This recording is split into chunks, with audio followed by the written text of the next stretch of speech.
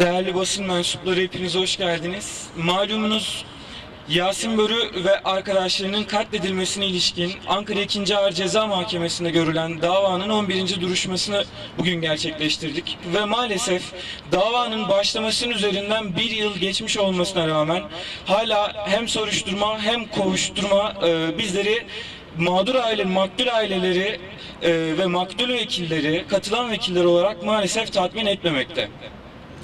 Bugünkü duruşmada sanıklar personel yokluğu sebebiyle duruşma salonuna getirilememişlerdi. Bir önceki celse bir takım ara kararlar vermişti mahkeme. Bunlar bir takım DNA analizleri, gizli tanığın fotoğraflar üzerindeki teşhisleri ve bazı HTS kayıtlarının getirilmesine ilişkindi.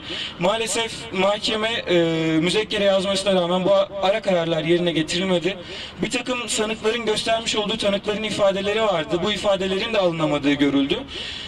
Mütalaa verilmesi gereken bu duruşma maalesef biz mütalaya alamadık ve mahkeme 25 Ocağı ertelendi. 25 Ocak'a kadar bu eksik hususların giderilmesini bekliyoruz. 25 Ocak'tan sonraki sürede ise Cumhuriyet Savcısının dosyayı incelemesini ve dosya üzerine bir mütalaa vererek mahkemenin de bizden esas hakkındaki beyanlarımızı istemesini bekliyoruz.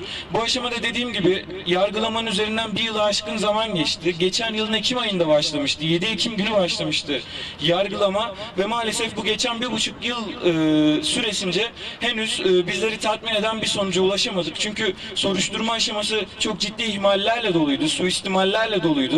Bugün ortaya çıkan paralel yapı, FETÖ olarak bilinen yapının bu dosya üzerinde nasıl karartmalar uyguladığı ve bir takım sanıkları azmettirenleri nasıl geri plana çekerek bu kişileri dosyadan uzak tuttuğuna şahit olduk. Bugün bu aksak soruşturma üzerinden maalesef bir kovuşturma yürüyor. Bu aşamada mahkemede bizler de açıkçası çok tatmin olmuyoruz bu aşamada. Şimdilik söyleyebileceklerim bu kadar. Hepinize desteğiniz ve davayı takip ettiğiniz için çok teşekkür ediyorum. Mağdur ailelerin yanında olduğunuz için hepinize çok teşekkür ediyorum.